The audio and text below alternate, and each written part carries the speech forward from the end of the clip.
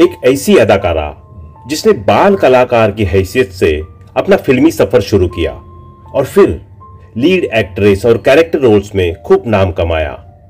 बीते दौर के हिंदी सिनेमा के तमाम सुपरस्टार जैसे कि दिलीप कुमार, अमिताभ बच्चन, धर्मेंद्र, देवानंद की मां के किरदारों में यह नजर आ चुकी है। 7 दशकों तक इन्होंने भारतीय सिनेमा को अपनी कला से रोशन किया है। मराठी हो, हिंदी हो या दक्षिण भारतीय फिल्में हो, सुलोचना लाटकर ने अपने हुनर का डंका हर तरफ बजाया। कर्नाटक के बेलगाम जिले के खड़कलाट गांव, इनका गांव खड़कलाट महाराष्ट्र की सीमा के एकदम करीब है। महाराष्ट्र का कोल्हापुर शहर इस गांव से मात्र 40 किलोमीटर की दूरी पर मौजूद है। सुलोचना जी के पिता कोल्हापुर रियासत में दरोगा की हैसियत से नौकरी किया करते थे। इनका एक भाई भी था जो उम्र में इनसे लगभग 10 साल बड़ा था। इनकी एक मौसी भी थी जो उम्र में इनकी मां से काफी छोटी थी और इनके परिवार संग ही रहा करती थी। क्योंकि इनके गांव का नाम खड़कलाट था तो लोग इनके परिवार को लाटकर कहा करते थे। इनकी शुरुआती शिक्षा इनके गांव में ही मौजूद एक प्राइमरी स्कूल में हुई थी, लेकिन पढ़ाई लिखाई में इन्हें कभी कोई दिलचस्पी नहीं थी। सुलोचना जी के गांव में राजे बक्सर की दरगाह और बाले साहब की दरगाह थी। ये दरगाहें उस इलाके में मशहूर थी।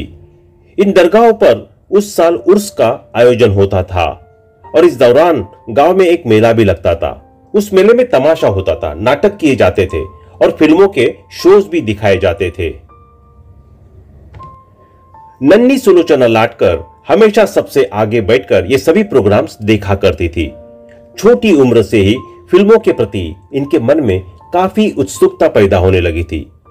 चलचित्र देखकर ये अक्सर पर्दे के पीछे जाती थी, ये जानने कि आखिर इस पर्दे के पीछे के कौन है। उम्र के महज 12वें पड़ाव में ही सुलोचना जी पहुंची थी जब इनके माता पिता दोनों की मृत्यु हो गई। इनके और इनके भाई के पास अब केवल एक मौसी ही थी। इसी दौरान गांव में प्लेग फैल गया और ये अपने भाई व मौसी के साथ अपने पिता के दोस्त के घर शरण लेने पहुंच गई, जो पास के ही चिकोड़ी गांव में रहा करते थे और पेशे से एक वकील थे। पिता के दोस्त के घर ये आ तो गए, लेकिन कुछ ही दिनों बाद इनके व इनकी मौसी भाई के मन में ख्याल आने लगा कि आखिर कब तक दूसरों पर बोझ बनकर रहेंगे। जिंदगी गुजारने के लिए कोई ना कोई काम तो करना ही पड़ेगा। एक दिन इनके पिता के दोस्त के घर मास्टर विनायक आए थे। मास्टर विनायक उस जमाने के जाने माने फिल्म प्रोड्यूसर और डायरेक्टर थे। कोल्हापुर में मास्टर विनायक की खुद की एक फिल्म कंपनी थी जिसका नाम था प्रफुल्ल पिक्चर्स। मास्टर विनायक को जब सुलोचना की कहानी का पता चला तो उन्होंने सुलोचना को अपनी फिल्म कंपनी में नौकरी करने का ऑफर दिया। उन दिनों सुमति गुप्ते और मीनाक्षी शिरोडकर नाम की अभिनेत्रियां प्रफुल्ल पिक्चर्स में ही नौकरी भी किया करती थी। सुलोचना जी ने मास्टर विनायक का ऑफर तुरंत स्वीकार कर लिया। यह पूरा वाकया साल 1943 के दौरान का है। मास्टर विनायक की फिल्म कंपनी प्रफुल्ल पिक्चर्स से ही महान गायिका लता मंगेशकर भी जुड़ी हुई थी। चूंकि सुलोचना जी ने केवल प्राइमरी तक ही पढ़ाई की थी तो उन्हें हिंदी बोलने नहीं आती थी। यही वजह है कि जब उन्होंने अपनी नौकरी शुरू की तो वो काफी घबरा रही थी, मगर उस वक्त लता मंगेशकर ने उन्हें काफी हौसला बंधाया था। उस वक्त लता जी ने सुलोचना जी की तगड़ी दोस्ती हो गई। जिस वक्त सुलोचना जी ने प्रफुल्ल पिक्चर्स में नौकरी शुरू कर दी, उसके 3 महीने बाद ही मास्टर विनायक अपनी कंपनी को बॉम्बे यानी मुंबई ले गए।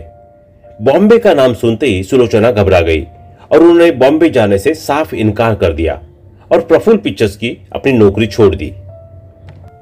इसके बाद सुलोचना जी ने ज्वाइन किया जया प्रभा स्टूडियो, जहां उन्हें 30 रुपए महीना पगार मिलने लगी। इस स्टूडियो के मालिक थे भालजी पेंडारकर और उस जमाने में जया प्रभा स्टूडियो अपनी धार्मिक व ऐतिहासिक फिल्मों के लिए मशहूर था। भालजी पेंडारकर को सब लोग बाबा कहा करते थे। जया प्रभा स्टूडियो की वो जगह भी बना जहां सुलोचना जी ने फिल्मों में काम करना सीखा। भालजी पेंडारकर खुद सुलोचना को घुड़सवारी और लाठी तलवार चलाना सिखाया करते थे। 1943 में मास्टर विनायक की मराठी फिल्म चिमुकला संसार में सुलोचना एक छोटी सी भूमिका कर चुकी थी, लेकिन सुलोचना जी कहती है कि सही मायने में मेरे करियर की शुरुआत साल 1944 में आई जयप्रभा स्टूडियो की महारथी कर्ण और 1946 में आई वाल्मीकि से हुई थी। साल 1947 में रिलीज हुई मराठी फिल्म सासुरवास में यह पहली दफा मुख्य हीरोइन के तौर पर नजर आई और इनके हीरो थे मास्टर विट्ठल। यह फिल्म जयप्रभा स्टूडियो ने ही बनाई थी। जल्दी हो गई थी शादी। एक इंटरव्यू में सुलोचना जी ने बताया कि उनका असली नाम नगाबाई था और लोग प्यार से इन्हें रंगू कहा करते थे। ये भालजी पेंढारकर थे जिन्होंने इनका नाम नगाबाई से सुलोचना किया था। सुलोचना जब जयप्रभा स्टूडियो में ही नौकरी करती थी तो इनकी शादी कोल्हापुर के एक जमींदार परिवार के बेटे आबा साहेब चौहान से हो गई थी। शादी के वक्त इनकी उम्र महज 15 साल की थी। बंद हो गया जयप्रभा स्टूडियो। इसी बीच साल 1948 में महात्मा गांधी की हत्या हो गई और इसमें राष्ट्रीय स्वयंसेवक संघ का हाथ होने की बात कही गई। इसके बाद तो पूरे महाराष्ट्र में दंगे भड़क गए। संघ के कार्यकर्ताओं को मारा जाने लगा, उनके घर और दुकानों को जला दिया गया। चूंकि सुलोचना के गुरु भालजी पेंढारकर भी संघ से जुड़े थे तो उनका जयप्रभा स्टूडियो भी जला दिया गया। साथ ही भालजी पेंढारकर को गिरफ्तार भी कर लिया गया। जयप्रभा स्टूडियो बंद हो गया। भालजी पेंढारकर ने अपने सभी कर्मचारियों को 2 महीने का वेतन देकर कार्य मुक्त कर दिया। इस सारे घटनाक्रम के बाद सुलोचना जी पुणे आ गई।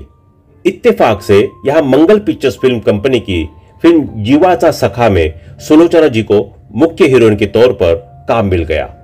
यह फिल्म साल 1948 में रिलीज हुई थी और एक कामयाब फिल्म थी।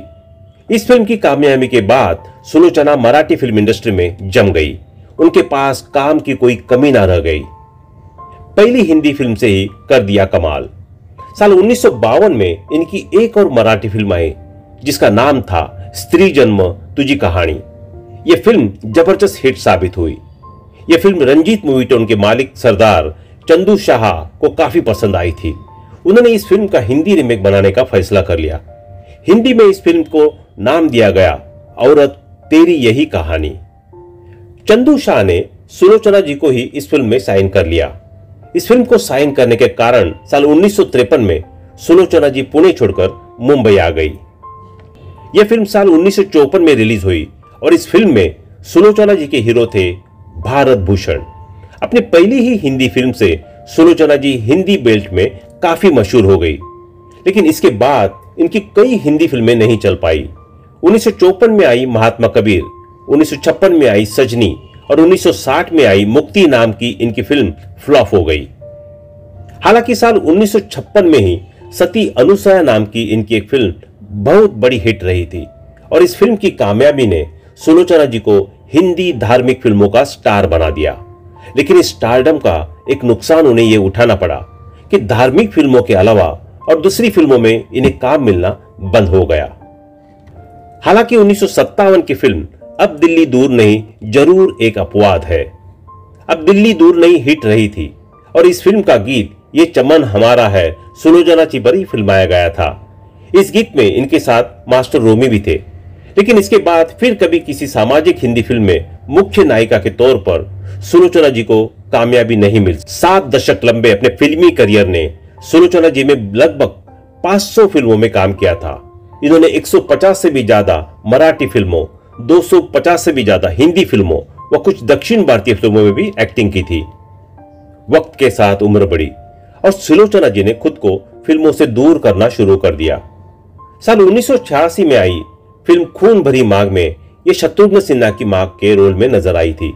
इसके बाद सुलोचना जी ने फिल्मों में एक लंबा ब्रेक ले लिया। फिर ये नजर आई साल 2003 में धर्मेंद्र की फिल्म टाड़ा में।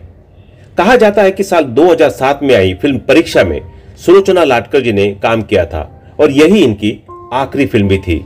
लेकिन इस बात की पुष्टि हम नहीं कर पाए। सुलोचना लाटकर की निजी जिंदगी। साल 1999 में भारत सरकार ने सुलोचना जी को पद्मश्री पुरस्कार से सम्मानित किया।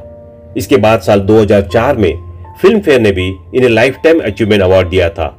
साल 2009 में महाराष्ट्र सरकार ने भी सुलोचना को महाराष्ट्र भूषण अवार्ड से सम्मानित किया था। बात अगर इनकी निजी जिंदगी की करें तो इनकी एक बेटी है जिनका नाम कंचन है, जिन्होंने मशहूर मराठी एक्टर डॉक्टर काशीनाथ घाणेकर से शादी की थी। हालांकि कंचन से शादी के 4 साल बाद ही डॉक्टर काशीनाथ घाणेकर की मृत्यु हो गई थी।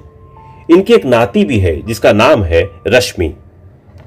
डॉक्टर काशीनाथ घाणेकर की याद में सुलोचना व उनकी बेटी कंचन उनके नाम से एक ट्रस्ट भी बनाया है, जिसके जरिए ये हर साल रंगकर्मियों को पुरस्कृत भी करते हैं। फिल्मों से रिटायर होने के बाद सुलोचना लाटकर ने कई सालों तक इस ट्रस्ट में अपना व्यक्त लगाया था। किसी जमाने में सुलोचना जी के बारे में अफवाह उठती थी कि वो एक मुस्लिम परिवार में पैदा हुई थी और उनका असली नाम साहिब जान था, लेकिन सुलोचना लाटकर जी की एक बेटी कंचन ने उसे झूठ बताया है। पर अफसोस, सुलोचना जी की 95 साल की उम्र में 4 जून 2023 को इस दुनिया को छोड़कर जा चुकी है।